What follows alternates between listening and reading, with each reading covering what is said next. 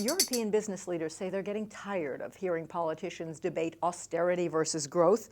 They're now impatient for EU governments to make some of the changes that only they can make to restore European competitiveness and lead the way towards economic recovery. Well, that's the result of a new survey by INSEAD and Booz and Company for the State of the European Union Conference, which is being presented in Brussels by the European Executive Council.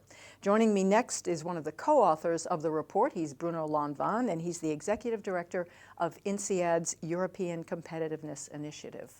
Bruno, welcome to INSEAD Knowledge. Hello. This is the third consecutive year that INSEAD and Booz have created this report for the EEC's State of the European Union Conference. What's different in this year's results? It sounds to me that the frustration amongst business leaders is ratcheting up a bit. What has been growing is the degree of impatience of business leaders. Basically, they remain pro-Europe, they remain pro-growth, and they remain proactive.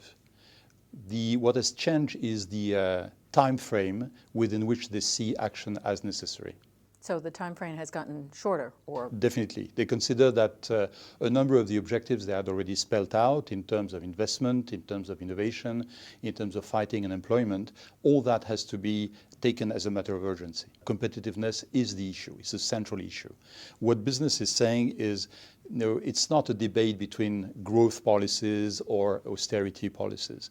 You can be rigorous and pro-growth. So it's more about rigor than about austerity. But what they are saying on top of that is clearly there's a number of items that should be addressed right now that have been well identified and for which action is possible. So it's not pies in the sky. It's about taking action and doing it together.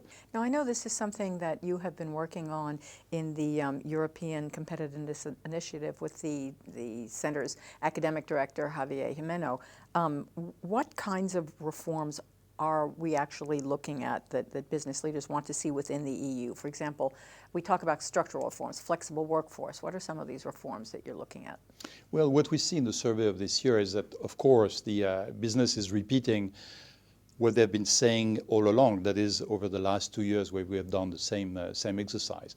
Cut red tape, make markets more flexible, give us a facilitated environment for business. But on top of that, they say, we don't hate the European social model. We are not against pensions or minimum wage. We are just looking at what needs to be addressed. And if one of the key areas is indeed, as they underline, youth unemployment, we have to do everything we can to provide jobs for young people. What about other kinds of stimuli to hire young people? I mean, maybe tax incentives, something like that.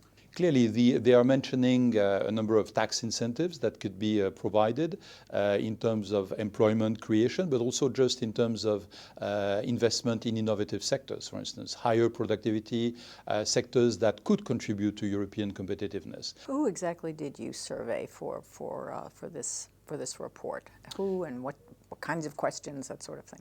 For these reports, we address the database of INSEAD alumni. So it's a global database. It's not just people who have been working in Europe or living in Europe or be born in Europe. It's people who work all over the world in in a large variety of sectors. And the kind of questions we ask them are rather sophisticated questions. They're of two kinds. On one hand, we ask them to contribute to a diagnosis. Typically, do you think that Europe is ahead of the US in innovation investment? Something like that. The other kind of questions is about action. Among the following 4 ways to create jobs for the young, which one do you think is more efficient? Rank them from 1 to 4.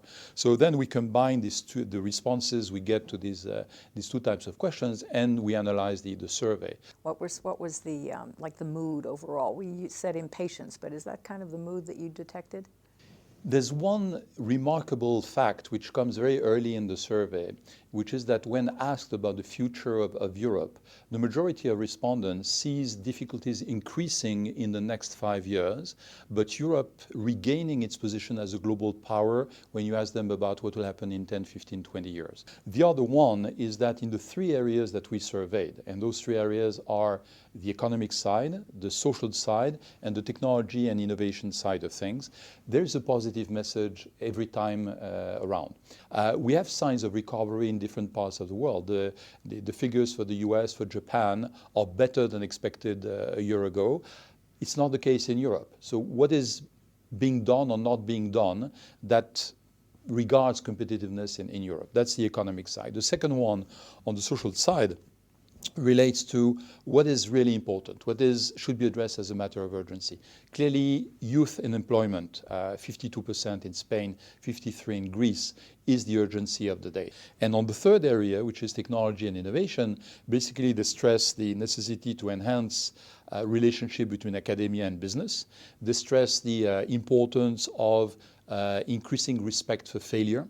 Allowing people to try and fail and to try again, which is not in the mindsets, mentality, or even institutions in Europe. And they stress the fact that innovation is, again, a state of mind.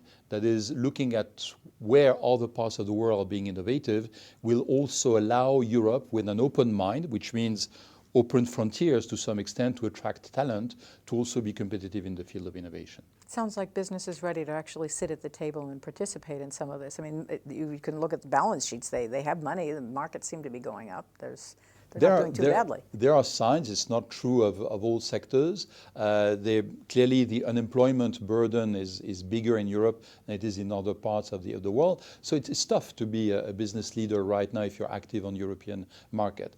Yet, the people who responded to the questionnaires sees reasons to be hopeful and reasons to act, because there's something to act on. Let me end by asking you how INSEAD can participate in this kind of work going forward. You have the European Competitiveness Initiative. You have Javier Jimeno doing some research with a lot of other professors here. What's going on and what can we look forward to? The INSEAD can play a very unique role in that kind of context.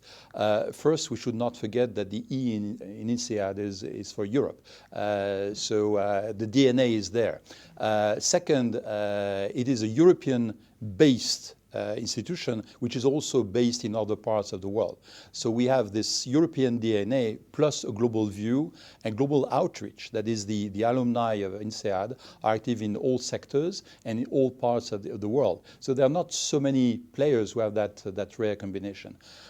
Since we launched under the academic leadership of Javier Jimeno the initiative last summer, we have over 20 faculty members committed to contributing to it.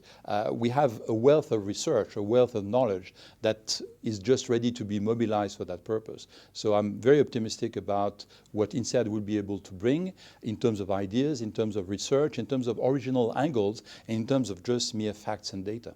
Bruno Lanvin, thank you very much for being with us on INSEAD Knowledge. Thank you, Shay.